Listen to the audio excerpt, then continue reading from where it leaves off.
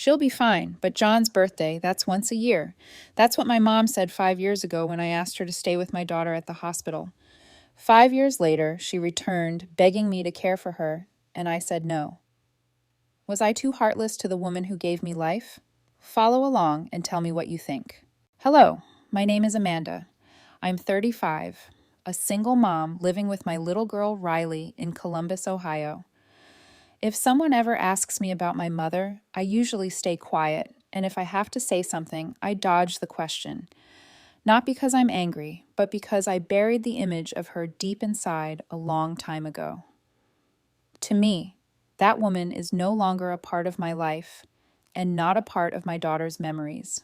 Why? Because she once turned her back on her granddaughter right when Riley needed her the most. I remember that day like it was yesterday. It was a weekday morning. Riley, just 4 years old at the time, suddenly started screaming in pain from her stomach. She went limp in my arms, drenched in sweat, her lips pale. I panicked and rushed her to the hospital, not caring about the mountain of work I had been waiting for. I called to take the day off, canceled every meeting, and stayed by her all day. The doctor said it was a severe case of food poisoning. She needed to be admitted, hooked up to an IV, and monitored for at least a few days. I planned to stay with her overnight, but then reality hit. I had a crucial meeting with a partner flying in from the UK, a deal worth millions, a contract that could completely change my career. Nearly 10 years of work would go down the drain if I missed it. I did everything I could, calling my office and trying to find someone to step in, but no one except me had the expertise or authority to handle that deal. I had no other choice. I called my parents. They lived not far from the hospital and were Riley's grandparents. I explained everything clearly. I didn't ask for much, just for them to stay with her for 4 hours, from 6 p.m. to 10 p.m.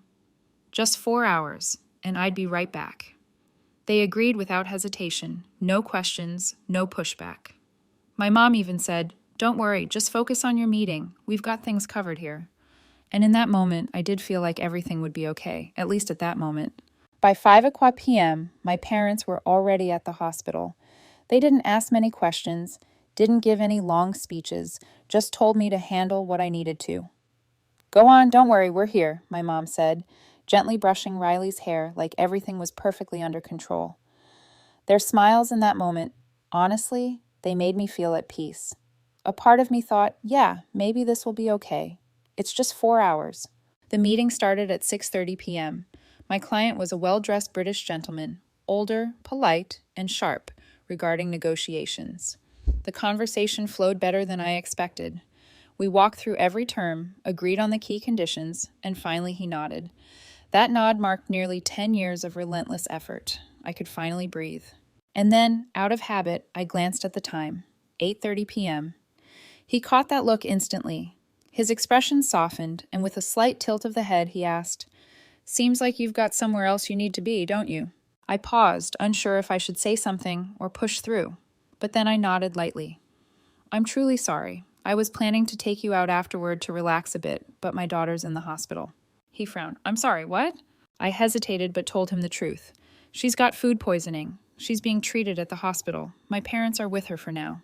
Before I could even finish, he raised his hand to cut me off. His face shifted from polite professionalism to something sincere, almost fatherly. "Then you need to go, right now. I can handle things here, and don't apologize. A mother has every right to put her child before everything else." I nearly shot out of my chair. I hadn't expected that understanding from a seasoned businessman, a stranger. I shook his hand, bowed slightly in gratitude, and left immediately. At that point, there was only one thing on my mind. Please get back to my daughter. I got back to the hospital at 9 p.m. In my mind, I still pictured what I believed was happening. My mom sitting beside Riley, holding her hand, gently stroking her soft hair, and my dad dozed off in the chair, flipping through the newspaper now and then, occasionally glancing at her and smiling. But when I opened the door to Riley's room, there was no one. The room was quiet, with only the soft beeping of the IV machine. Riley was still asleep, alone. I froze for a moment. Right then, the door swung open. A nurse stepped in. She looked at me with a mix of frustration and disbelief. "Does your family even care about this little girl? No one's been here with her since 6 p.m. I tried calling you several times, but couldn't get through." It felt like someone had punched me straight in the chest. My parents. They had left right after I did, and I had put my phone on airplane mode during the meeting, afraid of any interruptions during the contract signing. I trusted them too much. I was too naive to think they would stay with their granddaughter for just 4 hours. I pulled out my phone and called my mom.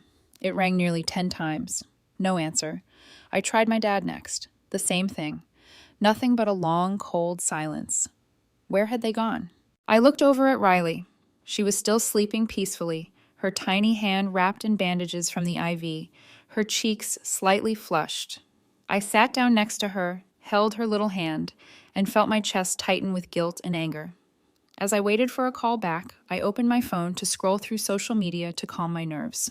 But then the very first image stopped me cold. A photo. John's birthday party. My younger brother. He was standing in a room full of balloons, cake, and friends. And there, on either side of him, my parents, hugging him, smiling like it was the happiest day of their lives. Right below the photo, the caption read, "Happy birthday to me. So lucky to have Mom and Dad here to celebrate." I reread it again and again, as if my brain couldn't process what my eyes were seeing. They had said they'd stay with Riley, but in the end, they walked out on her, a 4-year-old sick in a hospital bed, to go to a birthday party. I was stunned. The betrayal hit like a slap I never saw coming. The anger rose in me fast, hot and blinding. I couldn't wait any longer. I needed to hear it from them. I needed to hear them say it out loud, that this was real. I started calling over and over again. Mom, then Dad. Almost 30 calls in a row. No answer, just the same hollow, endless ringing. It was almost 10 o'clock p.m. when the door to the room opened again. This time it was my parents. They froze the moment they saw me sitting by Riley's bed, surprised, but only for a second. They quickly composed themselves, trying to act as if nothing had happened. My dad spoke first, his voice low, a little shaky. "Oh, you're back. We just stepped out for a little walk down the hallway." My mom chimed in right after, her tone calm, almost casual. "Everything goes okay with your meeting? It's all done?" I looked at them, momentarily holding on to every ounce of control I had left. "Are you both sure about what you just said?" I asked. They flinched just slightly, a flicker barely a second, but I caught it. Then my mom forced a half smile and raised her voice a notch. "What kind of question is that? You don't trust us?" I laughed bitterly. Right then I decided I was done pretending. It was time for the truth. I started with what the nurse told me, my voice rising. "She said you two left at 6 o'clock p.m. You left Riley here alone for hours." My dad looked uneasy. My mom reacted instantly. "She must have mixed us up with someone else. We were here the whole time." That made me laugh out loud this time, a cold, sharp laugh I didn't know I had in me. Then I looked straight at her. "Mom, you've got a little frosting still stuck in your hair." And just like that, without thinking, she reached up quickly, brushing her hair, trying to wipe it away. That one move told me everything I needed to know. "I know," I said, my voice dropping low. "I know everything. If you couldn't help, you shouldn't have said yes." "What are you talking about?" my mom snapped. "Don't be disrespectful. We tried to help you." "Help?" I pulled out my phone, opened the photo from the party, and held it up. This is what helping looks like?" They stared at the screen, their faces draining of color. "That picture's old," my mom tried, reaching for an excuse. I didn't blink. "No, it's not." I glanced at the clothes they were wearing. "You're in the same outfits. You were caught right in the middle of the party." I looked at them both, my voice starting to crack. "You left her, a child, alone in a hospital bed. If something had happened to Riley, who would have been responsible? You don't deserve to be her grandparents." This time my mom didn't bother pretending. She snapped, her voice sharp. "You're being dramatic, Amanda. This is a hospital. She'll be fine. But John's birthday, that's once a year." I froze. Those exact words. The same ones she said 5 years ago. She wasn't done. She kept going. "We helped you, and instead of being grateful, you're throwing blame. Don't ever ask us for help again, you hear me?" I looked right at them, for the first time in my life, my voice colder than the hospital floor. "Fine. From now on, please don't consider me your daughter, and forget Riley ever existed. Go live with your golden child." My dad, now steady, smirked. "Your words, not ours." The tension in the room was suffocating, like a rope stretched to its limit. Just then the nurse walked in. She frowned. "Keep it down. This is a hospital." Before walking out, she turned and shot a razor-sharp glance at my parents. "Oh, And if you two ever decide to abandon a child again, next time let the staff know. Not every kid can handle that kind of help." They left right after that. Not a single apology, not even a glance back. I stood there, watching them walk away, my chest heavy like stone. But at least the truth was out. I didn't have to pretend to believe in something that never existed. About 10 minutes later, my phone buzzed. For a second, I thought, maybe it's them. Maybe some sliver of guilt had finally kicked in. But no. The name on the screen read, "Mom-in-law, my mother-in-law, video call." I took a deep breath, tried to steady myself, then answered. "Amanda, I tried calling you at 7. What were you doing?" Her voice was gentle as always, but a little rushed, worried. I answered slowly. "I had a meeting with a client. It was essential. And Riley, let me see my sweet girl." I hesitated just for a few seconds. She saw it. Her eyes filled with concern, no longer hidden. I swallowed hard and finally told her the truth. "Riley's in the hospital, Mom. She has food poisoning." She gasped. "Oh my God, why? Why are you only telling me this now?" I apologized quickly. "You live so far away and I didn't want to worry you. I thought everything would be okay." "No, Amanda, I'm flying out first thing tomorrow. Don't even try to stop me. Just take care of her tonight, okay?" I nodded, barely holding back tears. Just those few words, but they made me feel like maybe, just maybe, I wasn't entirely alone in this world. She hung up. The screen went dark, leaving me in the dim hospital room. I looked over at Riley, still sleeping peacefully. Her face looked a little less pale than it had earlier. At least she still had one grandmother who truly loved her. My mother-in-law, Grace, is a very special woman to Riley, my daughter. She's not just a grandmother, she's like a second mother. My husband Jack passed away when Riley was only 6 months old. A rare illness, sudden, brutal, swept in like a storm and took everything. As devastated as we all were, Grace was the one who held it together. She never cursed fate, never looked for someone to blame. She just quietly carried her grief and kept moving forward for her granddaughter. After Jack passed, my parents never once came to see Riley, never called to check in, never asked if we were okay. They weren't there for a single challenging moment. But Grace, she stayed. She lived 2,000 kilometers away, not exactly a quick trip, but she put her life on hold, left everything behind, and moved in with me for an entire year to help raise Riley. Once Riley grew more potent, Grace eventually returned to her home, but she kept her promise to her granddaughter. Every 2 months, without fail, she would fly in to visit, and she always did. Riley is incredibly close to her. She talks about her grandma every night before bed, and every time we drop Grace off at the airport, she cries. Many times, Riley would grab her hand and plead, "Grandma, can you come live with me forever?" But Grace would pat her head and smile. "I'm an old lady, sweetheart. I'm used to my little corner of the world, but I love you so, so much. You know that, don't you?" I get it. She's deeply rooted in her home, the old house she once shared with her husband, where every wall holds a piece of their family's history. Still, deep down, I've always wished she'd say yes. Not because I need the help, but because Riley needs her. The following day, just as I was getting ready to video call my mother-in-law to update her on Riley's condition, my phone buzzed unexpectedly. It was Mr. William Carter, the business partner from London, the one I'd signed the deal with the night before. I picked up. His voice was calm and composed, just like always. "Amanda, I'm in the hospital lobby. Would it be all right if I came to see your daughter for a moment?" I was a bit taken aback. He had no reason to be here. There was no obligation at all. But I replied, "Of course, sir. Thank you for coming." A few minutes later, Mr. William walked in holding a small paper bag. Inside were a comic book and a watercolor paint set. Simple, but thoughtful. Riley was still asleep. I motioned for him to sit in the chair next to me. He didn't ask many questions. He just looked at her gently and said, "I know last night wasn't easy for you, but remember, work can constantly be rearranged. Family can't." I nodded slightly, grateful, though I didn't say much. Before he left, he placed the gift bag on the bedside table. "When she wakes up, tell her this is from a friend of her mother's." Then he shook my hand. "I'm not here as a business partner today, just as a father." And with that, he left, swiftly, gracefully, precisely how he carried himself from the beginning. I stood there for a moment, feeling lighter. Not because of the gift, not even the kind words, but because in a world that often feels rushed and cold, Some still know how to put the right things in the right place. After Mr. William left at 10 o'clock a.m., my mother-in-law Grace arrived at the hospital. The first thing she said wasn't a complaint or a scolding. It was this: "Amanda, go home and get some rest. I know you were up all night." I was taken aback for a moment, then nodded. That's just who she is. Always caring in a way that lifts the weight off your shoulders, not adds to it. Riley had already woken up around 8 that morning, after nearly a full day of sleep from the meds and exhaustion.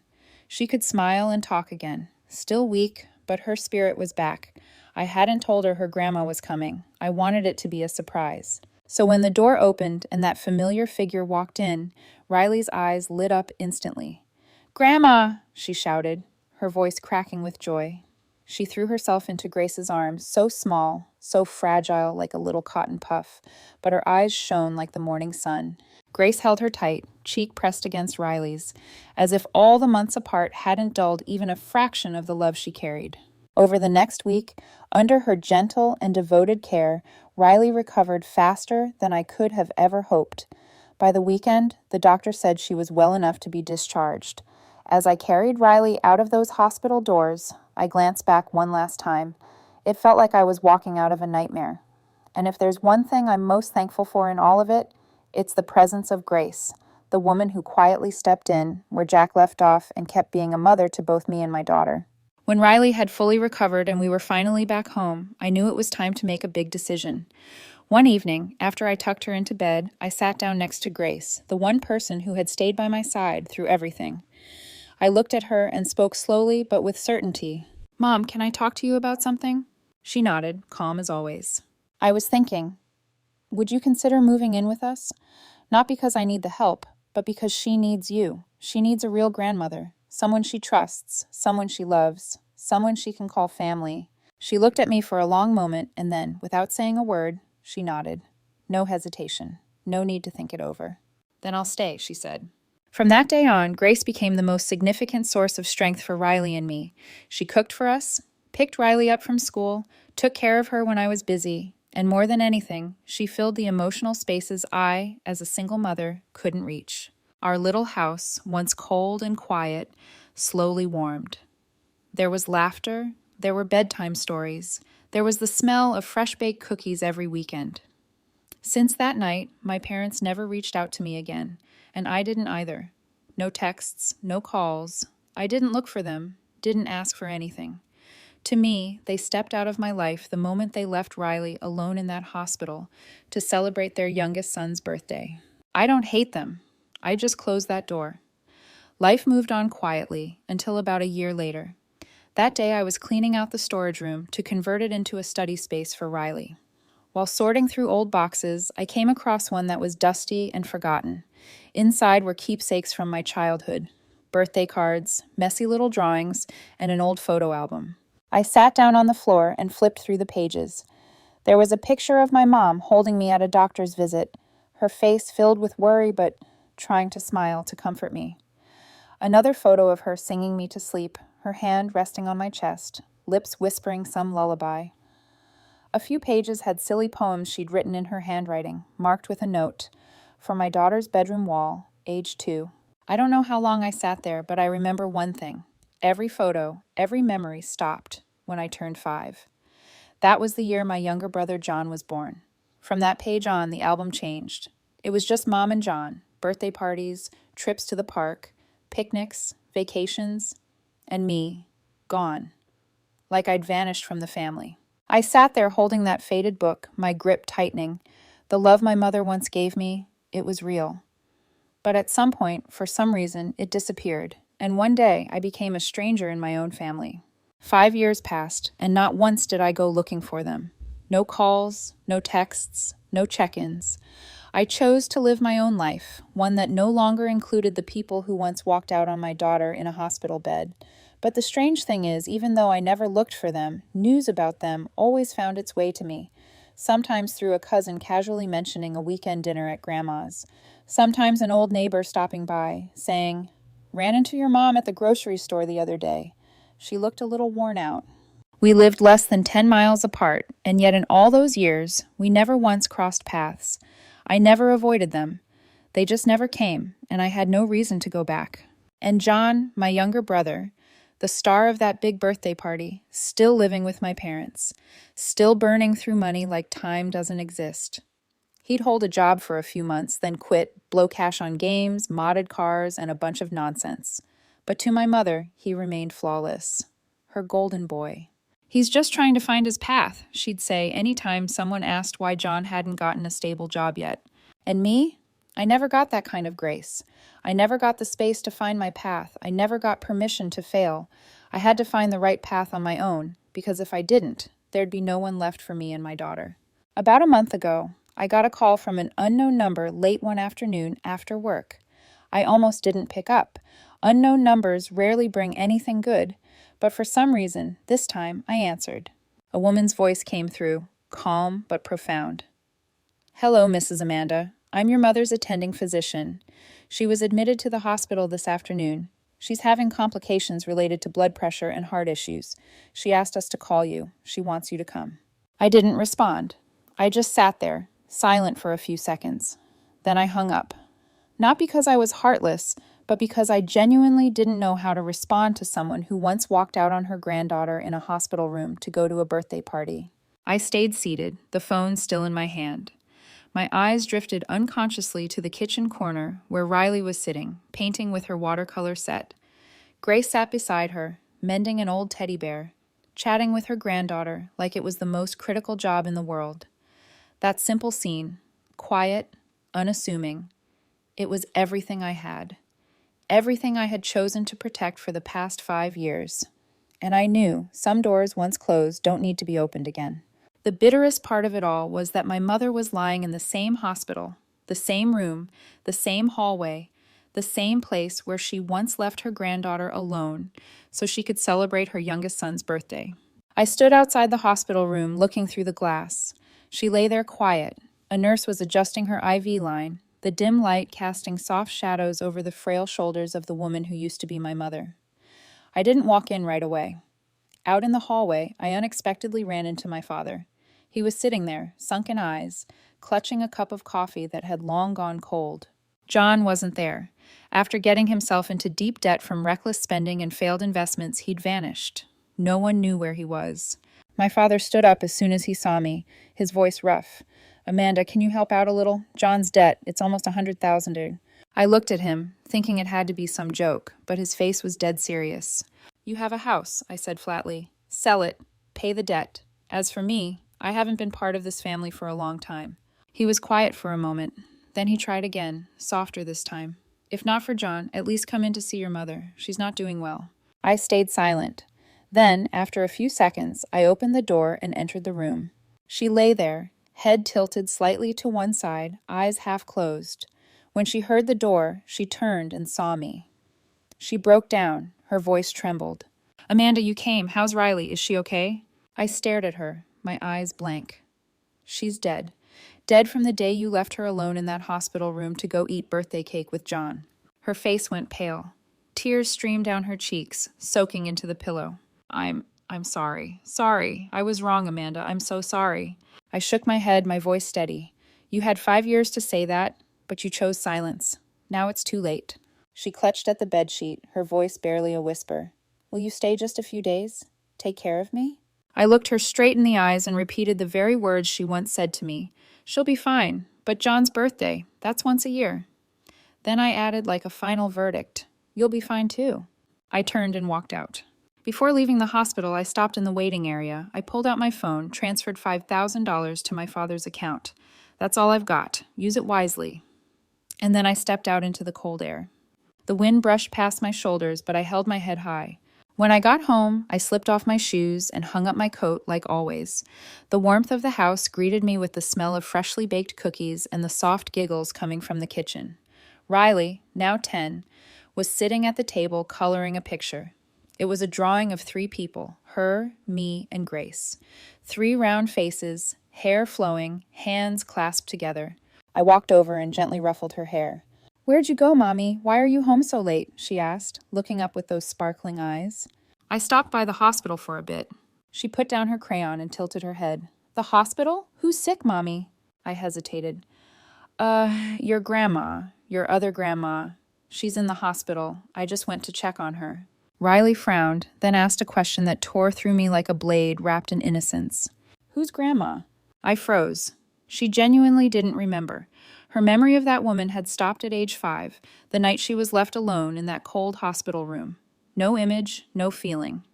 Just a nameless blank space. I squeezed her tiny hand and gave a sad little smile.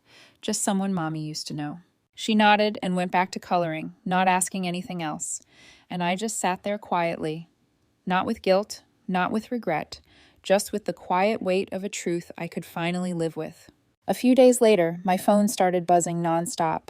Not from my mother, but from a handful of relatives, people who'd barely said a word to me all these years. They called, they texted, not to ask what happened, not to understand, but to blame, to judge. "How could you be so cold, Amanda? Your mother's seriously ill and you just turn your back on her? You're human, aren't you? Don't you have a heart?" One message landed like a final blow. "Even a dog knows how to be grateful. What the hell are you?" I stared at the screen, reading each word. Not angry, not sad, just quiet. I didn't block them. I didn't respond. Because by now, I understood something very clearly. None of them lived my life. None of them carried the pain I did. And not a single one of them had the right to judge a wound they never had to bleed for. I always told people I didn't care, that everything had been over for a long time. But there's one thing I never shared. Every day, at the same quiet hour, I would silently call the hospital to ask how she was doing. No name, no callback number, just a familiar voice asking a few questions. And last week I found out she had been discharged. Her condition had stabilized. I didn't visit. I didn't call. But when I hung up the phone that day, I exhaled a quiet breath I hadn't even realized I'd been holding. Because no matter what had happened, there was a time I once called her mom. And before I end the story, I want to ask you, my dear viewers, who followed along until now. Was I wrong to turn my back on the very person who gave me life? Was I wrong to choose not to mend what was broken after everything they had done? I'm not looking for pity. I don't need anyone to take my side. But if you have something to say, drop it in the comments below. I read every single one. And if the story meant something to you, don't forget to like, share, and subscribe to the channel. Your support is what keeps me going, to keep telling honest stories. Stories about pain, about healing, and the letting go that sometimes has to happen. See you next time in the following story.